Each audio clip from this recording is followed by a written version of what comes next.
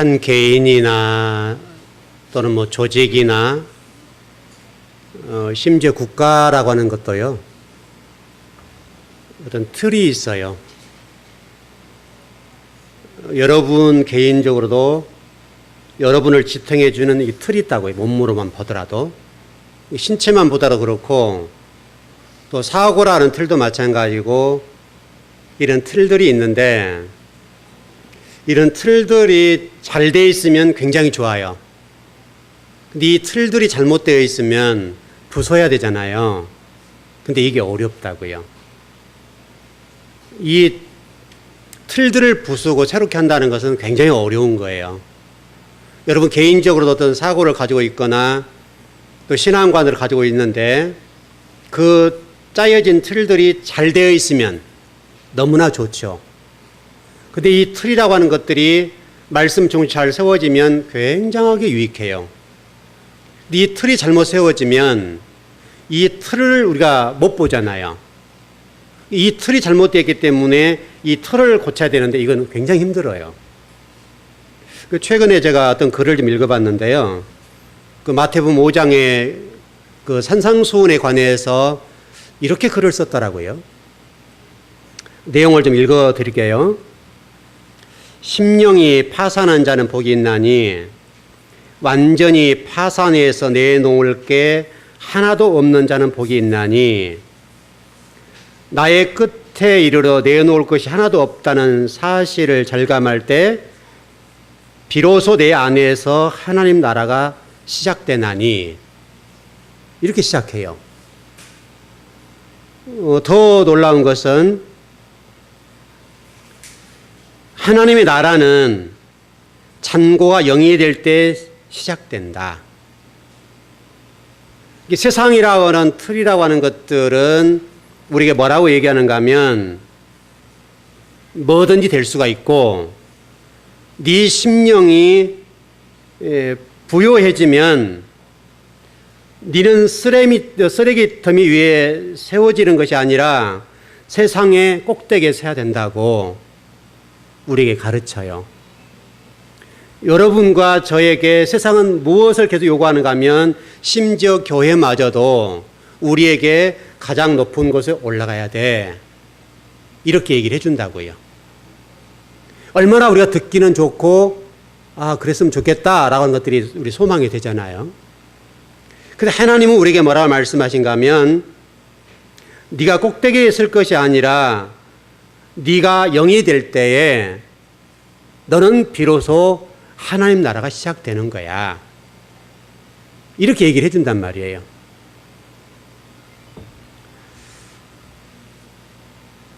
여러분 창세기 1장 15절 말씀을 한번 보시죠. 상당히 중요한 본문이어서 한번 읽어보겠습니다. 창세기 1장 15절입니다.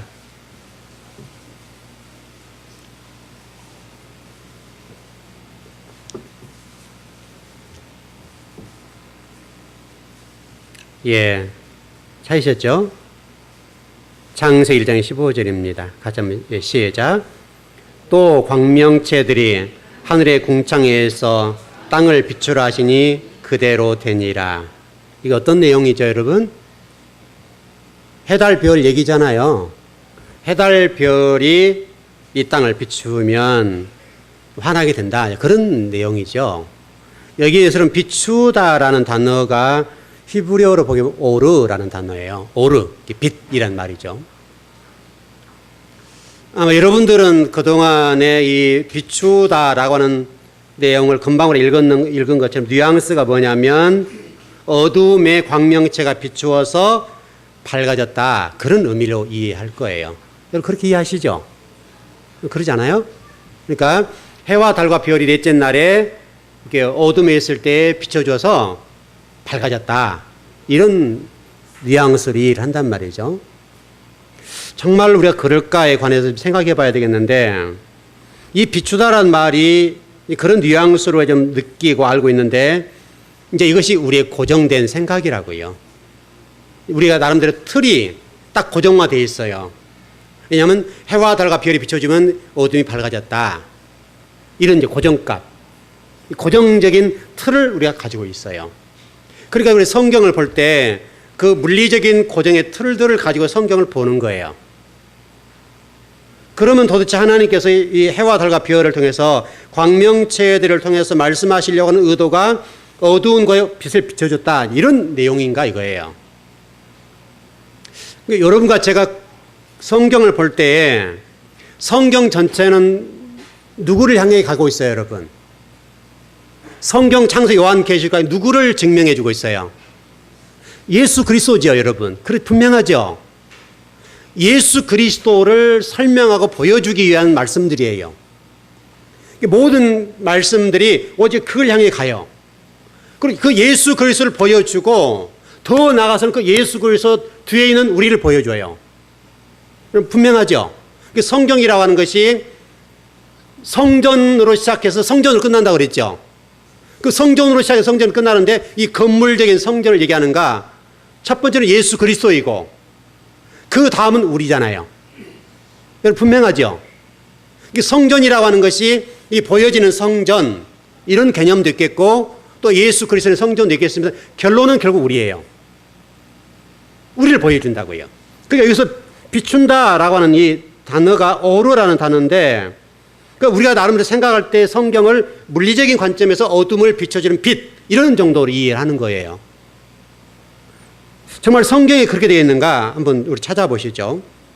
여러분 스가랴서 9장 8절 한번 보겠습니다.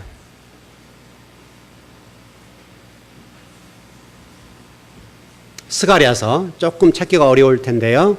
스가랴서 한번 찾아보십시오.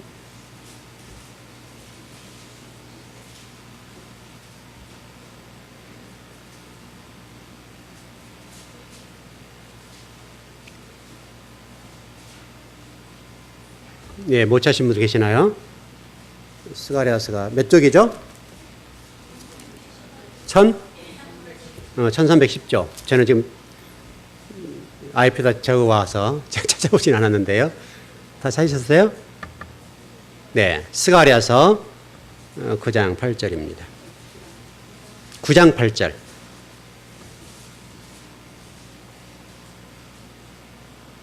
예, 다 찾으셨어요?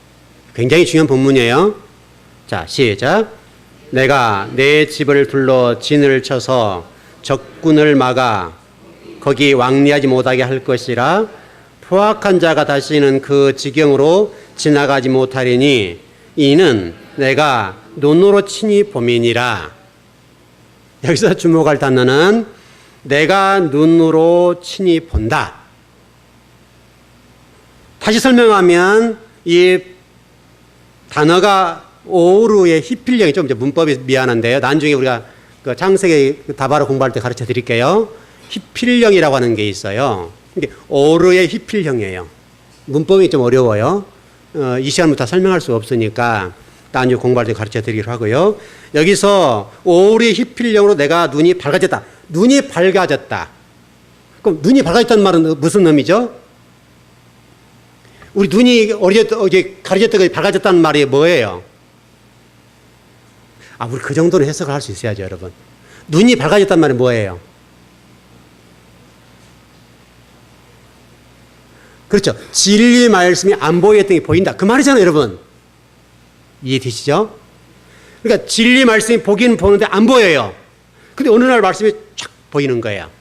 그 눈이 밝아졌다. 그런 의미예요. 이게 오르라는 히필령인데 어떤 히브리 단어는 좀 다릅니다만은 이게 오르라는 단어가 그렇게 돼 있어요. 하나 더 찾아보시죠. 여러분 시편 119편 130절이에요. 시편 119편 130절입니다.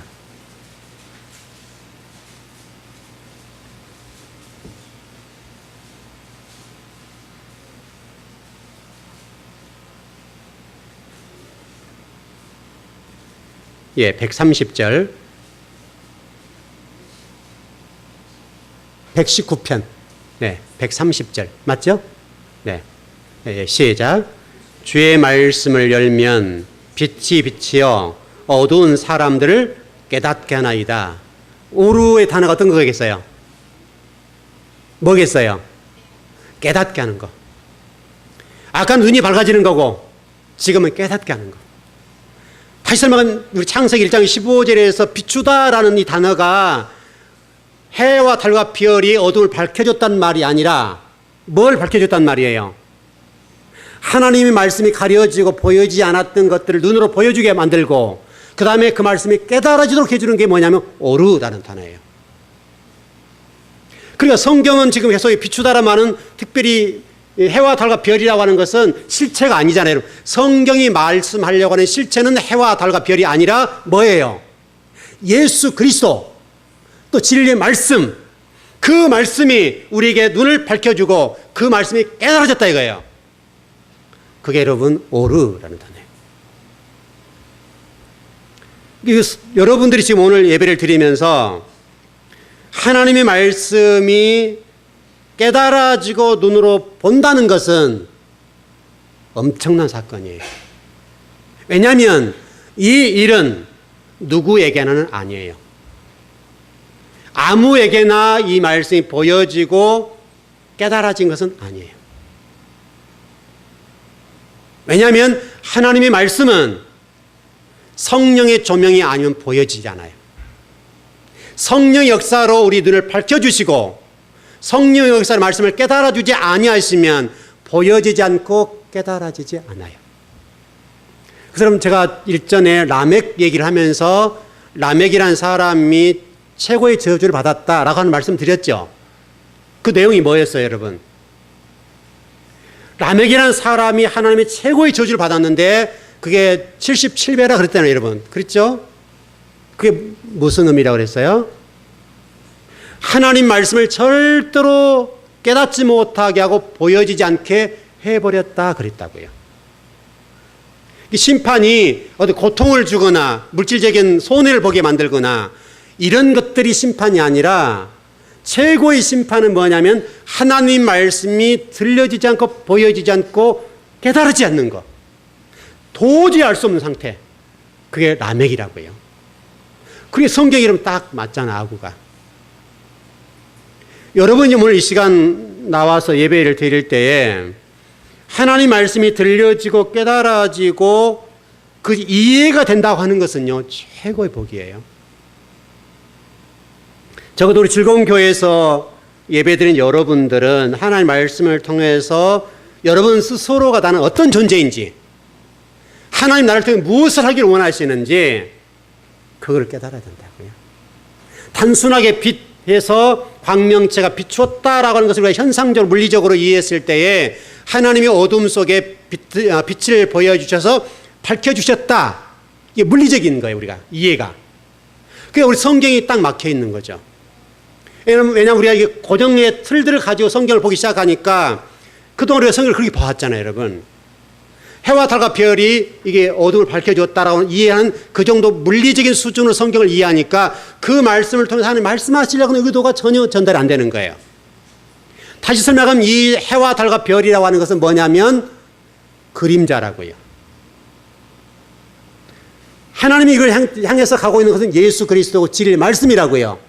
말씀을 통해서 저와 여러분의 눈을 밝혀주고 깨닫게 해주는 은혜가 우리에게 있어야 된다, 그거예요.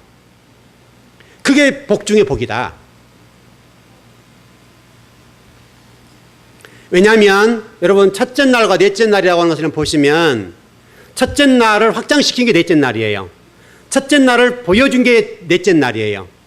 왜냐하면 창세기 이 구조라고 할까요? 오늘 다 들어갈 수는 없지만은 이 6이라는 구조가 1과 4가 되고 2와 5가 되고 3과 6이 되죠. 그리고 7이 되는 거예요.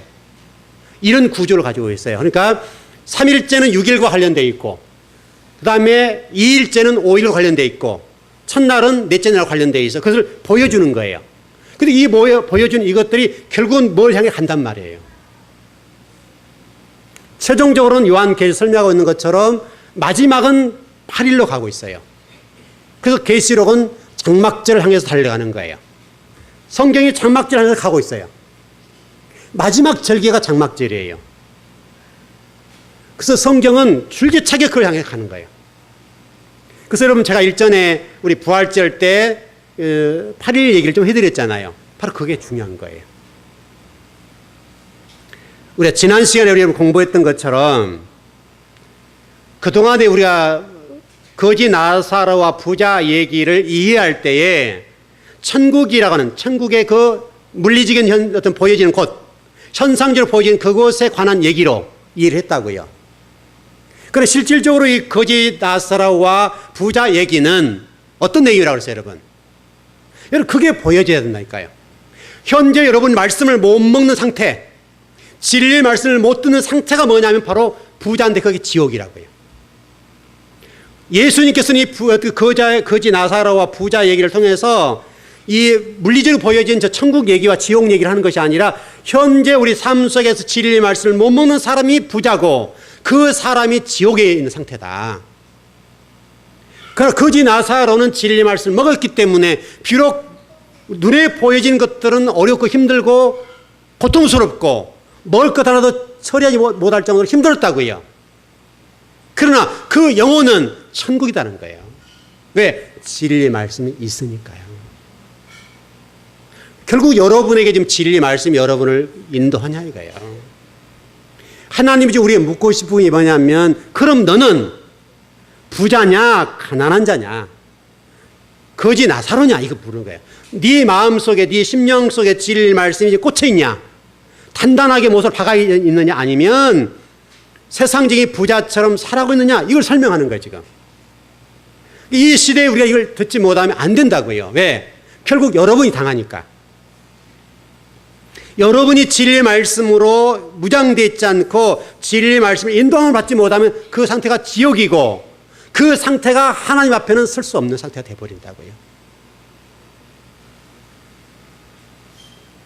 그렇다면 우리가 좀 조명해 볼 게 뭐냐면 부자가 누구냐 이거예요. 우리 가난한 자는 이해하셨으니까 그럼 부자가 누구냐. 이게 우리가 중요해요. 왜냐하면 이 시대에 제가 모두에서 설명드린 것처럼 너는 꼭대기에 서라. 예수님을 믿고 있으니까 너 꼭대기에 설 거야. 이게 우리 신앙으로 생각하고 이것이 복이라고 생각한다고요. 여러분 예수님을 여러분 가만히 한번 봐보세요. 예수님이 만왕의 왕이시고 하늘의 권세를 가지셨어요. 말씀 한마디면 모든 걸 다 처리할 수가 있어요. 그런데 그분이 하늘 보좌에서 내려오셔서 그래서 비하하셨다. 그리고 가장 천한 모습으로 가장 나약한 모습으로 어린 양이 되셔서 십자가를 지시고 갈보리산 언덕을 걸어가셨다고요. 그리고 실질적으로 그곳에서 골고다에서 십자가의 못을 박아 죽었다고요. 여러분 이게 신앙이에요. 이게 신앙. 여러분 우리가 현재 우리가 부자적인 관점에 보게 예수님이 그런 권세를 가지셨다 한다면 골고다 언덕에 못을 안 박히고 어떻게 해야 돼요? 당시 대제사장 서기관 바리새인과 또 그 자리에서 예수님을 심판하고 못을 박았던 그 사람들, 그 심판된 사람들을 말씀 한마디로 다 죽여야 돼요. 천군 천사를 동원해서라도 다 쓸어버려야 된다고요. 그런데 우리 주님은 그런 권세를 가지고 계시고 만왕의 왕이시고 천지만물을 창조하시고 저와 이를 만드신 그분인데 그 피조물들에서 죽임을 당한다고요. 여러분 이게 신앙생활이에요. 여기서부터 출발하는 거라는 거예요. 그래서 현재 우리가 믿고 있는 신앙이 뭐냐면 그런 관점이 아니라 부자예요. 부자. 예수님을 믿게 되면 이렇게 돼서 꼭대기에 설 거고 또 진리 말씀이 왜곡되어서 그 진리 말씀에 믹스되고 섞여서 마치 섞인 것이 진리인 양 처리된다고요. 그래서 교리라고 하는 것도 딱 우리를 올감해가지고 그 속에 집어넣어버렸어요. 실제로 하나님 말씀의 지혜를 바탕하고 말씀의 인도함을 받아야 되겠는데 교리 속에 들어가 버렸어요. 그리고 율법 속에 들어가 버렸어요. 문자 속에 들어가 버렸어요. 그러니까 조금 전에 설명드렸던 것처럼 이 비추다라고 하는 이 오르라는 단어 하나도 우리가 그동안 너무나 얼마나 물리적이고 현상적으로 이해하는 것을 금방 우리가 조명해 드릴 수 있잖아요. 여러분 그 신학교에 가도 마찬가지고 여러분 주일학교에서 여러분 아이들 가르칠 때 어떻게 가르쳐요? 첫째 날 뭐 만드시고 둘째 날 뭐 만드시고 셋째 날 뭐 만드시고 넷째 날 뭐 만드시고 이런 공부잖아요 우리가. 그걸 통해 말씀하시려고 하는 의도가 뭔지, 이걸 통해 하나님이 지금 우리가 뭘 깨닫게 만들어 주실지 거기에는 관심이 없어요. 이게 지식적인 공부예요. 우리가 지식, 수준 낮은 지식, 도의 초보에 머무르는 그게 최고로 생각한다고요. 최고라고.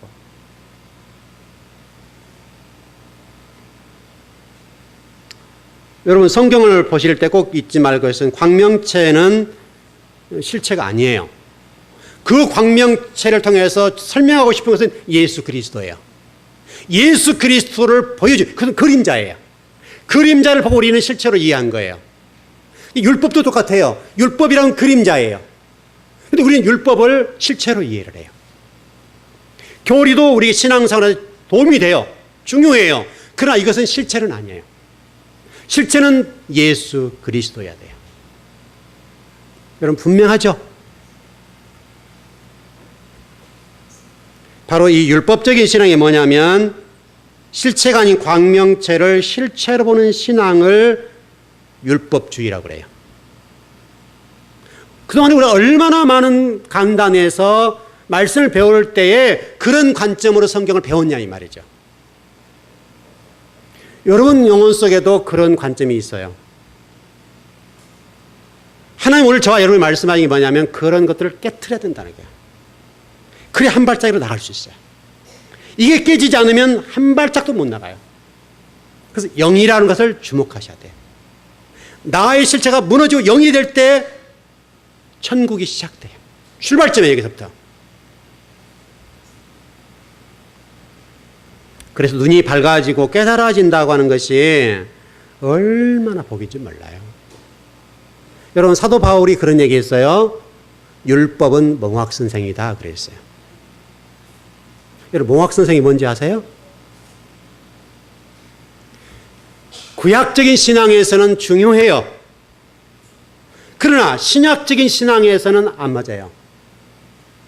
여러분, 예수님이 그런 말씀하셨잖아요. 내가 율법을 폐하러 온 줄 아느냐?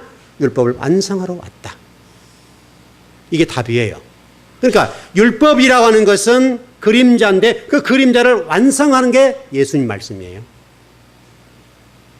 또 그분이 예수님이시고요. 우리 지난 시간에 제가 좀 설명드렸던 것처럼 율법에 머물렀다는 말은 무교병과 유교병 차이에서 유교병을 먹는 거예요. 유교병이라고 하면 섞였다고 그랬죠. 섞여 있어요. 제가 여러분 일전에 도표를 조금 설명드렸던 것처럼 섞이면 안 된다고 그랬죠. 섞이면 이게 찢어내야 돼요.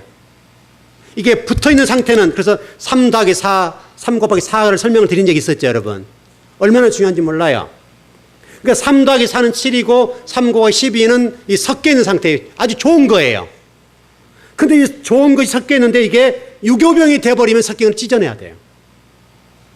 찢어내지 않으면 이게 안 돼요. 분리가 안 돼요. 3 더하기 4는 이게 이렇게 돼 있잖아요. 이렇게. 마치 우리가 여당과 야당 사이에도 이게 계파가 있는 것처럼 계파는 붙어 있잖아요. 이게 붙어 있어요. 그러나 하나는 안 돼요. 절대로. 여러분, 여당도 그렇고 야당도 그렇고 이 계파가 있는데 당은 당이지만 한 당인데 하나가 안 되죠. 왜요? 거기에는 계파의 장이 있어요. 그 장에 따라서 움직이기 때문에 이렇게 되어 있는 것처럼 보이지만 실질적으로 떨어져 있어요.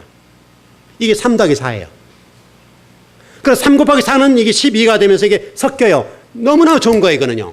이게 12여서 구약의 12, 신약의 12, 144가 존재가 되는 거예요. 이 존재 곱하기 1000이 되게 되면 14만 4천이 되는 거예요. 성경은 한결같이 그걸 하고 있어요. 그러나 이것이 유교병이 된 상태는 안 좋은 거예요. 왜? 진리와 섞일 수가 없어요. 진리는 하나고 한 길이에요. 왜 길이에요? 좁은 길이고 이 길은 죽음의 길이에요. 협착한 길이에요. 그러나 세상은 우리가 뭐라고 얘기하는가 하면 그러면 너는 못 살아. 너 그러니까 어떻게 신앙생활 할 수 있어? 어떻게 하나님 복을 받을 수 있겠어? 라고 얘기한단 말이죠. 근데 예수님은 말씀하셨잖아요. 좁은 길을 가라 그랬죠. 협착하다. 찾는 이가 적다고 말씀하셨다고요. 여러분, 이사야 선지자는 그런 얘기를 했어요. 이스라엘 백성을 향해서 신랄하게 비판하면서 너희들은 마당만 밟고 있다 그랬어요. 바로 마당을 밟는다는 말은 애굽이란 말이에요. 그랬죠, 여러분. 유교병을 먹는 상태예요. 다시 설명하면 한 발은 세상과 한 발은 성전에 들여놓고 이렇게 양쪽으로 있는 거예요. 성경은 이걸 단호하죠, 여러분, 이게. 여러분, 시내산에서도 그렇고, 여러분, 이스라엘 백성들이 광야를 걷는 동안에 그랬고, 항상 이거예요. 여러분, 엘리야가 갈멜산상의 전투에도 이거잖아요. 한 발은 이쪽, 한 발은 이쪽.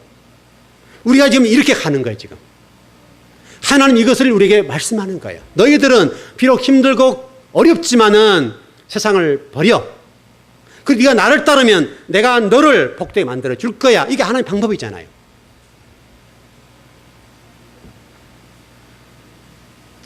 여러분, 이스라엘 백성들이 광야에서 죽임을 당한 이유와 원인을 제가 설명을 드렸어요. 곧 그것은 이렇게 경계선에 서 있어요. 이 경계라는 말이 중요해요. 우리가 창세기 1장에서도 경계가 있어요. 궁창이라고 하는 경계가 있어요. 이 경계가 성막으로 얘기하면 성소예요, 성소. 여러분, 창세기 1장을 잘 읽어보시면 궁창 위와 궁창 아래를 설명해요. 이게 성막의 성소예요. 성소에서 진리 말씀을 먹고 휘장을 뚫고 지성소로 들어가느냐, 아니면 이거 말씀을 먹지 못하고 떨어지냐 문제예요. 이게 신앙생활이에요. 그러니까 여러분과 제가 말씀을 얼마나 사모해도 말씀을 먹고 못 먹느냐에 따라서 죽고 살 문제가 결정돼 버려요. 지금 이 시대의 여러분 문제예요. 많은 성도가 지금 이게 궁창이라는 곳에 서 있어요. 성소에 서 있어요. 여기서 진리 말씀 먹고 위로 수직 상승할 것이냐, 휘장을 찍고 들어갈 것이냐, 아니면 땅으로 떨어질 것이냐. 여러분, 그 문제예요, 그 문제. 한결같이 성경 창세기 요한계시록 이거 얘기해요. 그러니까 광야에서 이스라엘 백성들이 다 죽임당하는 원인이 뭐냐면 여기에요. 또 이스라엘 백성이 가나안 땅 들어가서도 그들이 멸망당하고 2000년 동안 디아스포라가 되고 정말 처절하게 고통스럽게 살고 600만이 정말 죽임을 당하고 고통을 겪었던 그 모든 원인들은 여기에요. 그래서 이 궁창이라고 하는 것이 너무 중요해요. 성소라고 하는 게 중요해요. 여러분, 항상 이 궁창에 서 있어요. 이 궁창에서 위로 향해서 가는 사람들은 살아요. 그러나 여러분, 이게 뚫고 들어간다는 게 얼마나 어려운지 몰라요. 쉽지가 않아요. 왜냐하면 그는 협차고 찾는 이가 작다고. 또 진리의 말씀을 따라가는 영혼들이 많지가 않아요. 왜냐하면 그것은 너무 힘들어요. 그걸 통과하면 쉽지만 그 과정은 너무너무 어렵단 말이에요. 여러분, 성경을 잘 보시면 에덴 동산에서 모든 것들이 적셔 나가죠. 그 네 강이 발원하죠. 바로 에덴 동산의 지성소와 똑같은 거예요. 이게 여러분 에스겔 48장에서는 설명의 성전에 이 강단의 물이 흘러서 성전을 적시고 세계로 흩어져 나가야 된다. 이게 여러분 살 길이에요. 다시 한번 이 진리 말씀이 이 강단에 흘러내리면 여러분을 적시고 그것이 세계로 흘러가는 거예요. 여러분, 에덴 동산을 절대 잊으면 안 돼요. 에덴 동산 속에 그걸 설명해 놨잖아요. 모든 물이 에덴 동산에 모여들잖아요. 여기서 발원해서 네 강으로 쫙 흘러가요. 그래서 동서남북으로 쫙 물이 흘러가는 거예요. 이게 저와 여러분의 신앙생활을 어떻게 될지 설명하는 거예요. 다시 설명하면 물이라고 하는 것은 말씀이죠, 여러분. 말씀이라고요. 여러분과 저는 말씀이 아니면 안 돼요.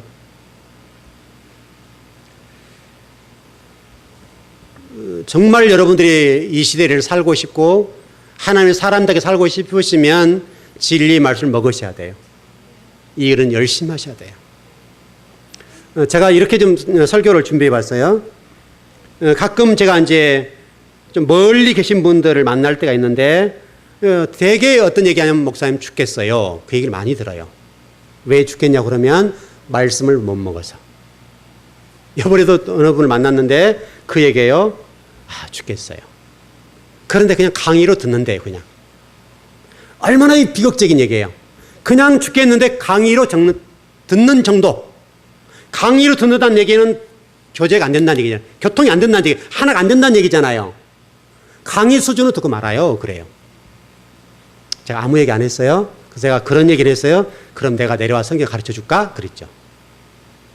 그럼 우리 목사님 난리 날 텐데요. 이런 얘기를 해요. 그럼 제가 그런 의도는 아니죠.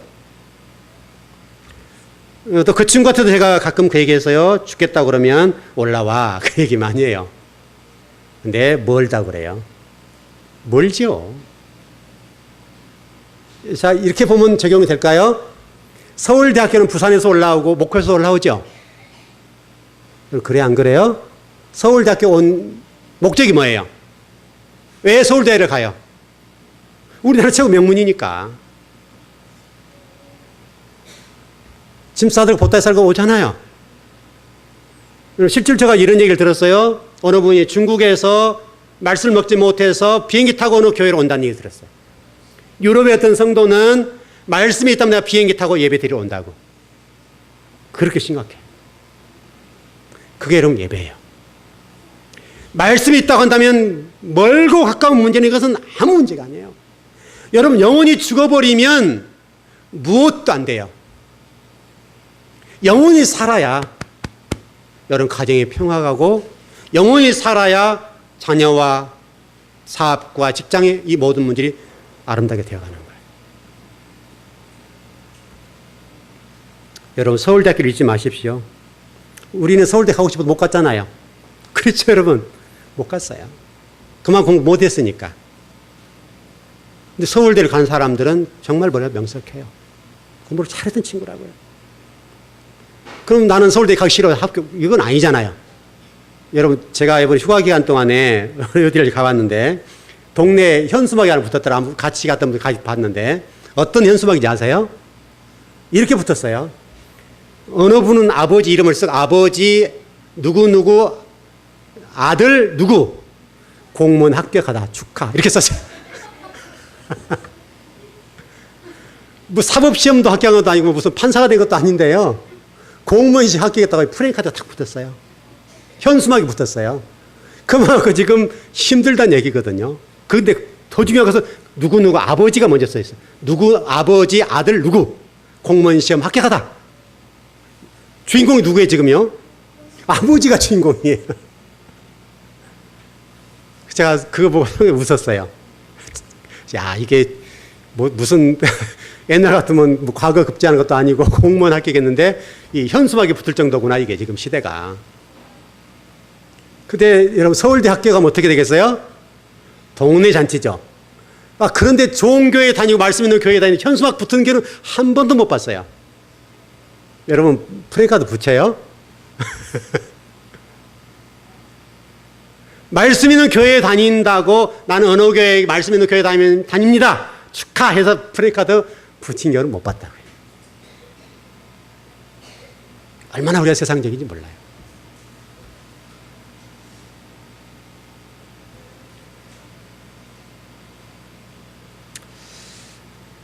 여러분 현재 모습을 좀 보셨으면 좋겠어요. 여러분 현재 지금 천국이세요, 지옥이세요?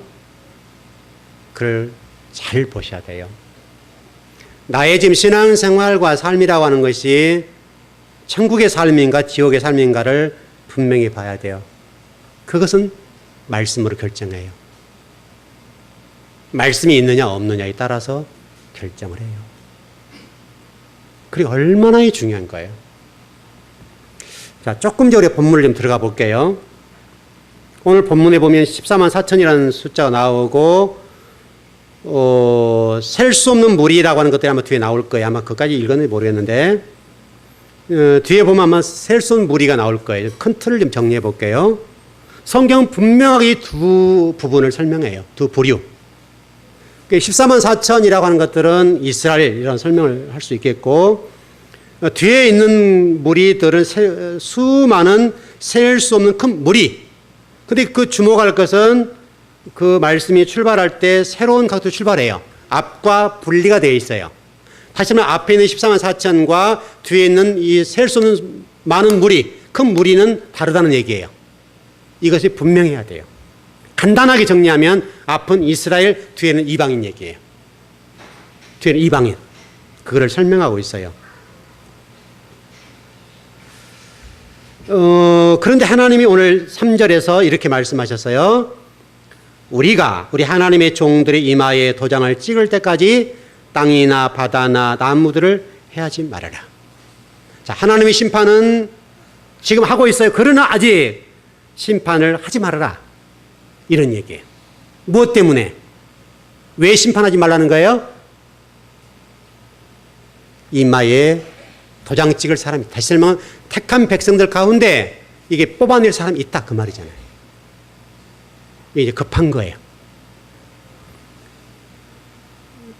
우리 에스겔서 9장을 한번 가보십시다. 시간이 어떻게 될지 모르겠는데 이마에 표한 부분 잠깐 좀 정리하고 마칠게요. 굉장히 중요한 본문입니다.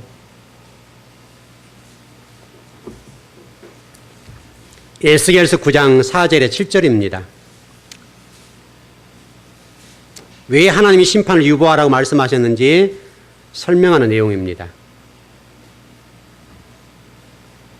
에스겔 9장 4절에서 7절입니다. 이거 같이 한번 합독하실까요? 네, 시작. 여호와께서 이르시되 너는 예루살렘 성읍 중에 순행하여 그 가운데에서 행하는 모든 가증한 일로 말미암아 탄식하며 우는 자의 이마에 표를 그리라 하시고 그들에 대하여 내 귀에 이르시되 너희는 그를 따라 성읍 중에 다니며 불쌍히 여기지 말며 긍휼히 베풀지 말고 쳐서 늙은 자와 젊은 자와 처녀와 어린이와 여자를 다 죽이되 이마에 표 있는 자에게는 가까이 하지 말라. 내 성소에서 시작할지니라 하시매 그들이 성전 앞에 있는 늙은 자로부터 시작하더라. 그가 또 그들에게 7절이요 이르시되 너희는 성전을 더럽혀 시체로 모든 뜰을 채우라. 너희는 나가라 하시매 그들이 나가서 성읍 중에서 치더라. 예, 거기까지 7절까지. 일단 다 설명할 수는 없어요. 너무 중요한 본문인데 첫 번째 하나는 여기 늙은 자와 처녀와 젊은 자와 어린이와 여자를 다 죽이되 이마에 표 있는 자를 가까이 말라고 말씀하시는데 중요한 것은 성소에서부터 하나님 심판이 시작되는데 누구부터 치겠다는 거예요? 늙은 자. 늙은 자가 누구예요? 주의 종, 목회자. 이 강단부터 친다. 그게 무서운 말이에요. 이게 주의 종들이 말씀이 있느냐 없느냐 문제는요. 죽고 사는 문제예요. 근데 이거를 소홀히 해요. 우리 주의 종들이 여기에 집중하지 않고 세상적인 관점에서 이거 그리려고 자꾸. 세상적인 성공을 가하려고 그래요. 이게 성경 보면 이게 무서운 말이에요. 하나님은 성전에 이곳부터 치고 나가요. 여러분은 말할 거 없고 여기 쳐버리면 여러분은 말할 거 없죠. 여기 당하는 여러분이 살 것 같아요? 큰 설명할 필요 없어요. 여기가 살아 여러분이 사는 거예요. 곧 그 얘기예요. 그러니까 그런 얘기가 되고요. 일단 그런 전제가 되면서 인을 치겠다는 거예요. 근데 인을 치겠다는 게 뭐냐면 간단하게 정리해 볼게요. 이렇게 보면 돼요. 이렇게 표현하겠어요. 아, 목사님 오늘 제가 주일인데 바쁜 일이 있으면 교회를 정말 못 올 것 같아요. 근데 이런 걱정할 수 있죠. 이해돼요.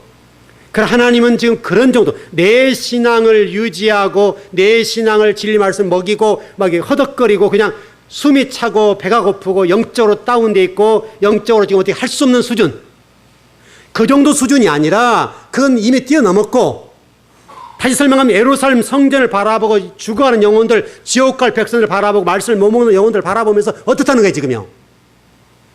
가슴을 치면서 통곡을 하는 거예요. 자, 이거 원어로 좀 쭉 제가 들어봤는데요. 이런 얘기였어요. 마치 이와 같은 것이다 라고 설명했는데 어떤 얘기냐면 남편이 죽고 아내가 죽고 부모가 죽었을 때 어때요 여러분? 그 심정이 여러분 어때요? 그때 심정으로 말씀 먹지 못하고 죽어가고 영적으로 비실거리고 진리 말씀을 먹지 못해서 영적으로 다운돼 있고 갈증을 느끼고 그 영혼을 바라볼 때 어떤 심정이냐면 내 남편이 죽고 내 아내가 죽었던 그 심정으로 통곡을 하라는 거예요. 그런 자들에게 이마에 표를 하겠다는 거예요. 그러니까 여러분 단순하게 내 신앙을 유지하고 뭐 채워주고 뭐 목사님 이런 얘기가 아니라 이미 그건 뛰어넘었고 진리 말씀 무장되었는데 무장된 정도가 죽어가는 영혼들 진리 말씀을 먹지 못한 영혼들 한국교회를 바라보고 진리의 말씀을 먹지 못한 영혼들을 바라보면서 내 가슴을 치는데 어느 정도 치는가 하면 내 남편이 지금 죽었어요. 그 죽었을 때 그 통곡하는 자세로 통곡하는 거예요. 여러분 어때요? 여러분 진리 때문에 뭐 우리가 뺨을 맞아본 적 있어요? 뭐 그런 거 없잖아요 우리. 정말 하나님 나라와 교회를 위해서 진리를 따른 것 때문에 하나님 교회를 세워 하나님 나라를 세우는 일들 때문에 모욕을 당하고 핍박을 당하고 곤욕을 당하고 진리 때문에 어떤 사람들이 짓밟힘을 당하고 그냥 밟아 누릴 때 고통스러움 느낀 그게 있냐 이거예요.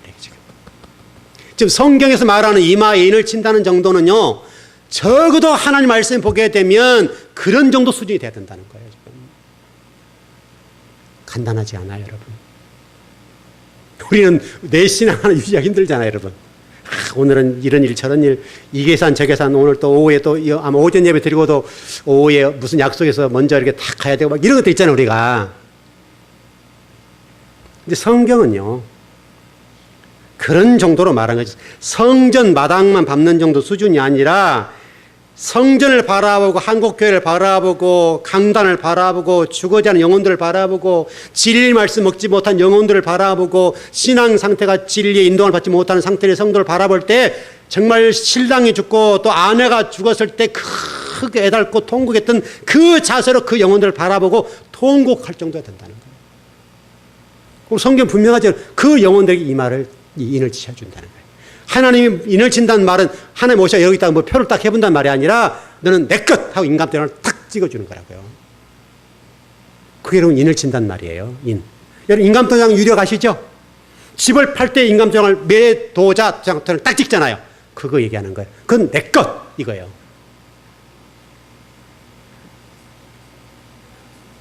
결론을 정리해 볼게요. 여러분 오늘 말씀을 들으면서 이제 결론적으로 그렇게 가야 되겠구나. 일단 그거 느끼면 돼요. 그리고 실천하시면 돼요. 그동안은 내 신앙 하나 유지하기에 바빴는데 이제는 그 정도 수준이 아니라 한국교회를 바라보면서 가슴을 치고 죽어가는 성도들을 향해서 가슴을 치고 한국교회 성도가 1200만에서 600만으로 800만으로 줄어든 걸 바라보면서 이게 내 탓이고 내가 기도하지 못했구나. 이 민족이 이렇게 어려운 것은 내가 기도하지 못했구나. 하나님 말씀을 주의 종들이 저렇게 된 것은 내가 기도하지 못했구나. 이런 생각을 가지고 여러분 가슴을 치십시오. 이거 치셔야 된다고. 저 자식이 저렇게 된 거 내가 기도하지 못해서, 저 자식이 지금 신앙생활 잘 못하는 것은 내가 더 하나 바르게 살지 못해서 저래 라고 가슴을 쳐야 된다고요. 이 가슴 치는 정도가 아니라 신랑이 죽고 어떤 아내가 죽었던 그 상태, 갑자기 오는 비보를 딱 뜨고 가서 그 싸늘한 시체를 만졌을 때 그 고통스러운 심정으로 그 영혼들을 바라보면서 통곡을 해야 된다는 거예요. 그게 여러분 인 받을 자의 모습이에요. 여러분 쉬워요? 어려워요? 쉽지 않아요, 여러분. 그래서 좁은 길이라 그래요. 혹시나 여러분 해, 달, 별이 우상 숭배, 여러분 해를 섬기는 사람들, 달을 섬기는 신사, 별을 섬기는 이런 우상들 섬기잖아요. 지금 그 얘기인데 예수 그리스도의 실체 아닌 그림자를 가지고 우상을 숭배하는 사람이 얼마나 많아요. 근데 그게 비단 믿지 않는 사람만 그러냐고요. 우리를 또 해와 달과 별을 바라보면서 그런 마인드가 있다고요. 그거를 우리에게 부수라는 거예요. 적어도 하나님의 백성이 되려고 하면 자격 미달은 안 돼야 돼요. 여러분 그렇게 쉽지 않아요. 자격 미달로 불합격 이런 일이 있다고요.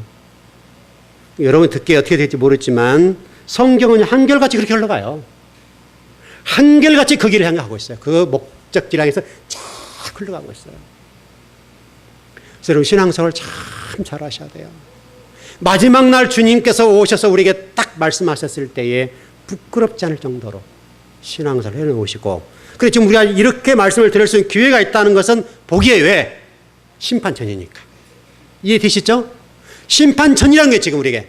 이게 지금 미래형도 현장도 아니고 이게 진행되고 있는 과정이잖아요. 지금 그 과정 속에 말씀을 들었기 때문에 우리가 그래서 살아버리면 문제가 안 되잖아요.